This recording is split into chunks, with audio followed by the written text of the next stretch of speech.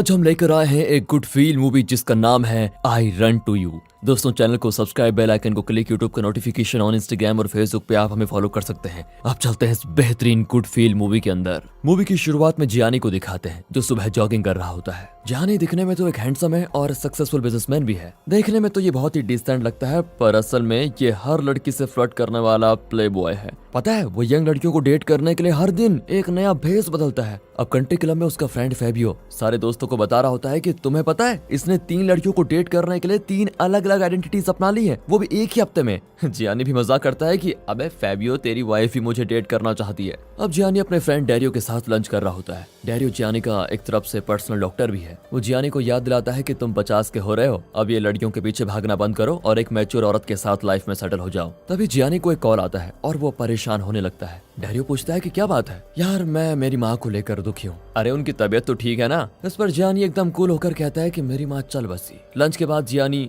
तुरंत अपनी माँ के फ्यूनरल के लिए निकलता है, लेकिन वो फिलिपिनो फ्यूनरल को अपनी माँ का फ्यूनरल समझकर उसमें शामिल हो जाता है। फिर अपनी गलती रियलाइज करके वो उन्हें सॉरी कहकर ठीक फ्यूनरल में पहुंच जाता है। फ्यूनरल में जियानी का बड़ा भाई दुख भरी स्पीच दे रहा होता है, लेकिन जियानी जो लेट पहुंचा था वो इशारे से दिखाता है कि वो एक फिलिपिनो फ्यूनरल में फंस गया था। वो झाड़ू लगाने जैसा काम करता है क्योंकि उसका मानना है कि फिलिपिनो लोग मोस्टली इसी काम के लिए हायर किए जाते हैं। उसकी इस हरकत को देखकर वहाँ के लोगों को लगता है कि जियानी इस मामले में रेसिस्ट है। फिर जियानी का भाई उसे माँ के घर की चाबी दे देता है। जियानी घर में जाकर कुछ फोटोज देखता है और इमोशनल हो जाता है। फिर अपनी माँ की व्हीलचेयर पर बैठकर वो उनका पुराना रेडियो ऑन करके बैठे बैठे डांस करने लगता है। तभी वहाँ पर एलिसा नाम की एक बहुत ही यंग लड़की आती है। जियानी को व्हीलचेयर पर देखकर वो कहती है, मैं आपकी नई नेबर हूँ और मैं एक नर्सिंग होम में स्पेशली एबल्ड लोगों की मदद करती हूँ। अगर आपको कोई हेल्प चाहिए तो मुझे बता दीजिए। बस जियानी भी तो यही चाहता था कि कोई लड़की आ जाए। वो तुरंत स्पेशली एबल्ड की एक्टिंग करने लगता है। अगले दिन ऑफिस मीटिंग में उसका असली चेहरा सामने आ जाता है, जब वो अपने एम्प्लॉइज पर चिल्ला रहा होता है कि हमारा स्नीकर ब्रांड जिसका नाम हाई स्पीड है वो महज स्नीकर नहीं, एक लाइफ स्टाइल है। अब उसकी नई इंटर्न जूलिया कहती है कि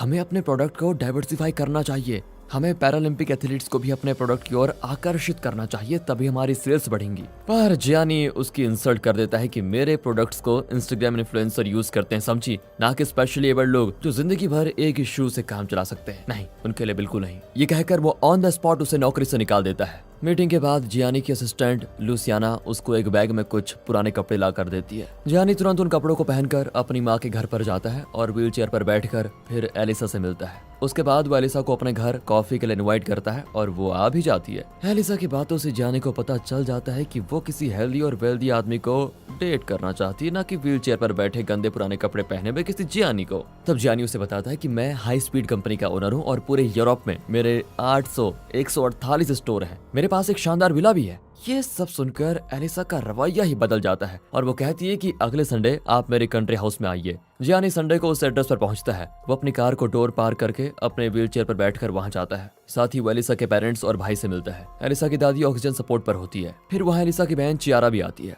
उसकी खूबसूरती देखकर जियानी एकदम तंग रह जाता है, लेकिन उसका चेहरा एकदम से बदल जाता है जब चियारा खुद व्हीलचेयर पर बैठी होती है। अब जियानी रियलाइज करता है कि कहीं एलिसा ने मुझे यहाँ अपनी छोटी बहन के साथ सेट करने के लिए तो नहीं बुलाया। नहीं, ऐसा नहीं हो सकता। चियारा जियानी को बताती है कि मुझे स्पोर्ट्स बहुत पसंद है और मुझे अच्छा वायलिन बजाना भी आता है। हाँ, जियानी को उसके बातों में कोई इंटरेस्ट नहीं होता और हर बात पे वो बस सिर हिला रहा होता है। फिर जियानी अपने फ्रेंड्स को ये सारी बात बताता है तो वो चियारा की पर्सनालिटी और नेचर के बारे में पूछते हैं कैसी है वो। जियानी कहता है कि वो सुंदर है पर मुझे स्पेशली एबल्ड लड़कियों में कोई इंटरेस्ट नहीं है। अब उसके फ्रेंड उसे चैलेंज करते हैं कि तुम एक काम करके दिखाओ, उसके साथ इंटीमेट हो जाओ, फिर मानेंगे हम कि तुम असली प्ले बॉय हो। इस पर जियानी हंसता है। अब आगे दिखाते हैं तो एलिसा जियानी को रेनकोट लौटाने आती है जो वो एलिसा के घर पर भूल गया था, लेकिन अब घर पर जियानी का भाई होता है। एलिसा उसे बताती है कि तुम्हारे भाई जियानी ने बोट्सवाना में स्पेशली एबल्ड लोगों की बड़ी मदद की है। उसकी बातों से उसके भाई को पता चल जाता है कि जियानी तो स्पेशली एबल्ड होने का नाटक कर रहा है, पर वो एलिसा को सच नहीं बताता। फिर वो जियानी से भी पूछता है कि ये गंदा नाटक बंद करो और तमीज से रहो। हाँ, जियानी कहता है कि तुम्हें जलन है कि तुम्हारे पीछे लड़कियां नहीं आती और मेरे पीछे आती हैं। यहाँ तक कि वो अपने भाई के टकलेपन का मजाक उड़ाकर चला जाता है।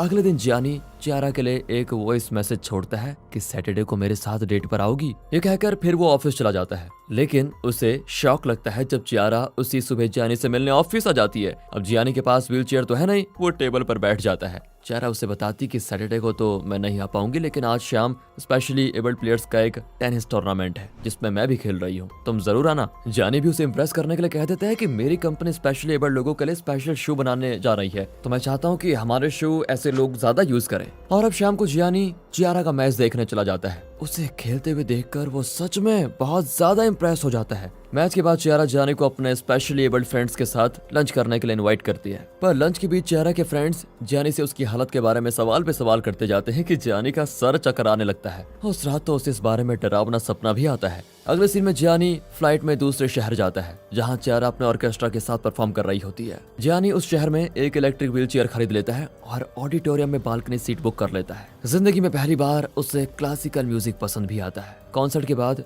जानी चियारा को सरप्राइज कर देता है। वो पूछती है तुम यहाँ क्या कर रहे हो? जानी झूठ कहता है कि मुझे यहाँ पर एक काम था, सोचा तुम्हारा परफॉर्मेंस भी देख लूं। दोनों फिर एक बड़े से रेस्टोरेंट में जाते हैं जहाँ जानी उससे कन्फेस करना चाहता है कि मैं असल में स्पेशली एबल्ड नहीं हूँ, लेकिन उसकी हिम्मत नहीं होती और वो सब्जेक्ट को चेंज करते हुए कहता है मुझे यहाँ पर कोई काम नहीं था, मैं सिर्फ और सिर्फ तुम्हें देखने के लिए आया हूँ। जानी को इलेक्ट्रिक व्हील चेयर ऑपरेट करना नहीं आता और वो कोई गलत बटन दबा देता है जिसकी वजह से उसका व्हील चेयर उसके कंट्रोल में नहीं होता। फिर किसी तरह वो एक जगह पर सेटल हो ही जाता है। डिनर के बाद चियारा जानी को अपने होटल रूम में लेकर जाती है जहाँ वे किस करने लगते हैं, लेकिन एलिसा बीच में ही उसे रोक देती है। बेचारा जानी दुखी हो जाता है। वो वापस अपने शहर आ जाता है। फिर वो डेरियो को सब कुछ बता देता है और पूछता है क्या पैराप्लेजिक लोगों का इरेक्शन होता है? डेरियो बताता है कि हाँ होता तो है, लेकिन बेटा तेरी उम्र 49 साल की है, तू टीनेजर नहीं जो ऐसा एक्सपेरिमेंट्स कर रहा है। अगली शाम जानी चियारा को अपने घर डिनर के लिए इन्वाइट करता है। यहाँ चियारा एलिसा को बता देती है कि जानी की आंखों में मुझे सच्चाई दिखती है, वो मेरे विकलांग को देखकर मुझ पर तरस नहीं खाता, उसके साथ मुझे बहुत अच्छा लगता है। शाम को चियारा जियानी के घर आ जाती है। वो बड़ी आसानी से फर्नीचर के बीच से निकल जाती है जबकि जियानी हर चीज से टकरा रहा होता है। अब डिनर के दौरान चियारा पूछती है तुम्हारे पैर पैरालाइज कैसे हुए? जियानी फिर कोई कहानी बुनता है कि जैसे डॉक्टर क्रिस्टोफर रीव्स का एक्सीडेंट हुआ था ना, वैसा ही एक्सीडेंट मेरे साथ भी हुआ। चियारा कहती है कि पर वो तो गर्दन से लेकर पैर तक पैरालाइज हो गए थे। अब जियानी नर्वस हो जाता है और कहता है मैं घोड़े से गिरा था एक्चुअली। ये सुनकर चियारा हंस पड़ती है कि बड़ा अजीब तरीका है पैरालाइज होने का। वो आगे बताती है कि एक एक्सीडेंट में मेरा ये हाल हो गया, पीछे बैठे पैसेंजर का सिर्फ कॉलर बोन टूटा और मेरे पास की सीट पर रखा हुआ मेरा वॉलन जरा भी डैमेज नहीं हुआ, लेकिन मेरी किस्मत तो देखो, मेरे दोनों पैर पैरालाइज हो गए। अब चियारा का मूड ठीक करने के लिए जियानी उसे एक सरप्राइज देता है। वो चियारा को एक रबर ट्यूब देता है और अपनी चेस्ट पर दबाने को कहता है। फिर वो एक बटन प्रेस करता है और वो कमरा पानी से भरने लगता है। दोनों उस रबर ट्यूब की मदद से तैरने लगते हैं और तब दोनों इमोशनल होकर किस करते हैं एंड ऑफ कोर्स इंटीमेट भी होते हैं। जब पानी बह जाता है तो चियारा कहती है मुझे अपने पैर फील नहीं हो रहे हैं। जियानी भी झूठ कहता है कि मुझे भी फील नहीं हो रहा है, पर मेरा माइंड बहुत कुछ फील कर रहा है। फिर चियारा सो जाती है तो जियानी जल्दी से उसके साथ एक सेल्फी क्लिक कर लेता है जिसे वो अपने दोस्तों को दिखाकर बताना चाहता है कि मैंने बेट जीत लिया। अगले दिन वो अपने दोस्तों को दिखाता है और फैबियो से बेट जीत जाता है। उसी रात फैबियो की वाइफ जियानी के घर पर आती है और गलती से एक वाइन ग्लास तोड़ देती है।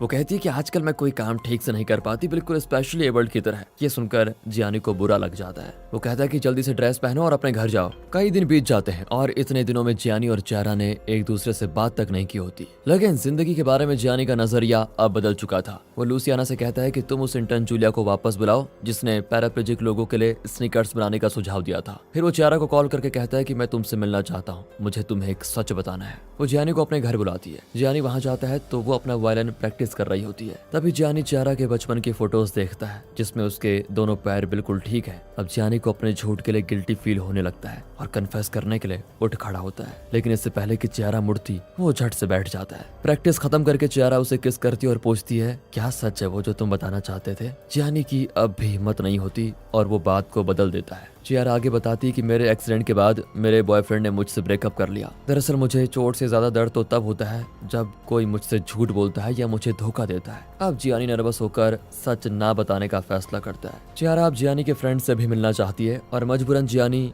डेरियो और लूसियाना को उससे मिलवाने लेकर जाता है। डेरियो कहता है कि अगर तुम्हें उस लड़की से प्यार हो गया तो उसे सब कुछ सच बताना ही होगा। अगर तुम नहीं बताओगे तो मैं या लूसियाना बता देंगे। फिर वे चियारा के साथ डिनर करते हैं। इसी बीच जियानी उसे सच बताने का नाम ही नहीं ले रहा होता है तो डैरियो उसको बताने जाता है। लेकिन फिर बात को बदलने के लिए जियानी अपनी पैंट पर सूप गिरा देता है और डैरियो से कहता है कि मुझे अभी बाथरूम लेकर चलो। बाथरूम में डैरियो फिर कहता है कि तुम्हारा ये ड्रामा ना हद पार कर चुका है, उसे अभी के अभी सच बताओ। तभी वहाँ रेस्टोरेंट का एक स्टाफ आ जाता है और उस स्टाफ को भी नहीं पता चलना चाहिए कि जियानी चल फिर नहीं सकता, इसलिए जियानी झट से टॉयलेट में ही बैठ जाता है। उस रात भी वो चियारा को सच नहीं बताता। अब जियानी का भाई एलिसा से मिलता है और बता देता है कि जियानी पैराप्लेजिक नहीं है, वो चियारा से झूठ बोल रहा है। एलिसा को इतना गुस्सा आता है कि वो सीधे जाकर जियानी के कान के नीचे कस के लगा देती है। वो कहती है कि 2 दिन के अंदर अगर तुमने मेरी बहन को पूरा सच नहीं बताया तो मैं तुम्हें छोड़ूंगी नहीं, याद रखना। वैसे दोस्तों, प्यार में सच बताना इतना इंपॉर्टेंट क्यों होता है, कमेंट करके बताइए अगर आपका कोई एक्सपीरियंस है तो। जियानी अपने पापा से मिलता है जो खुद एक बड़ा फ्लर्ट वाला आदमी है। वो जियानी को एडवाइस देता है कि बेटा,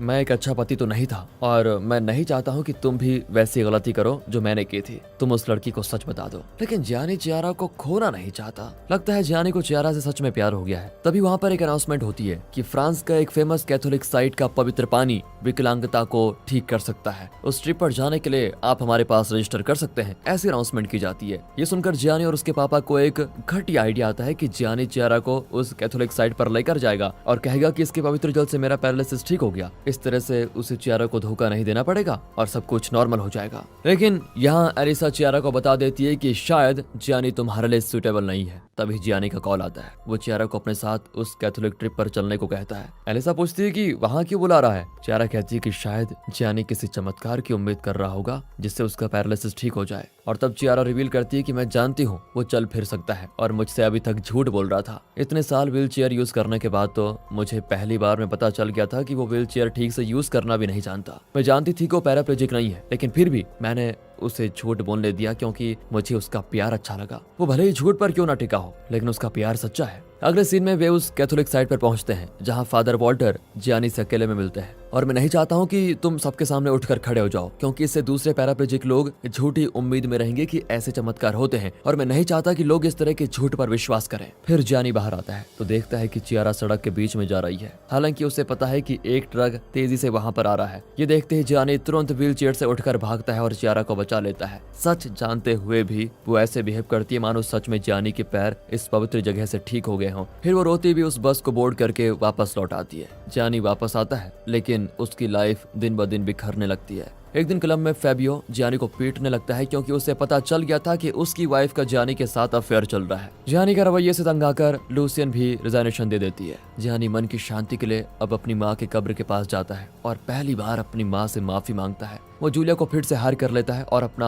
नया एड कैंपेन उसी के हाथों लॉन्च करवाता है क्योंकि उसी ने पैराप्लेजिक एथलीट्स को प्रमोट करने का आइडिया दिया था। अब जियानी चियारा के पेरेंट्स के घर पर जाता है, लेकिन वहाँ सिर्फ उसकी दादी होती है। जियानी उन्हें अपने दिल की बात बताता है और कहता है, चियारा मेरा कॉल नहीं उठा रही है, क्यों? दादी कहती है कि चियारा एक इंटेलिजेंट लड़की है। वो जानती है कि तुम जैसा मर्द क्या सोचते हो और क्या चाहते हो, इसलिए तुमसे बचना चाहती है वो। जियानी आगे कहता है कि मैं चियारा से बहुत प्यार करता हूँ। मैं 50 का होने वाला हूँ, लेकिन दिल मेरा सुलझा हुआ नहीं है। मुझे सिर्फ चियारा के साथ कंप्लीट फील होता है। तब जाकर दादी बताती है कि चियारा इस प्लेटो नाम के एक जगह पर जा रही है जहाँ मिन्नाटी थिएटर में उसका एक परफॉर्मेंस है। साथ ही वो चियारा का बस टाइमिंग भी देती है ताकि जियानी ठीक टाइम पे उससे मिल पाए। दादी कहती है कि अगर आइंदा मेरी बच्ची का दिल दुखाने की तुमने कोशिश की तो मैं सच में तुम्हें व्हील चेयर पर बैठा दूंगी, समझे? जाओ अब उससे बात करो। जियानी तुरंत स्पीड में वहां से निकलता है और ठीक टाइम पे बस को पकड़ लेता है। फिर वो चियारा से कई बार माफी मांगता है, लेकिन चियारा उसकी कोई बात नहीं सुनना चाहती और कहती है, मुझे तुम्हारी हमदर्दी की जरूरत अब नहीं है, तुम जा सकते हो।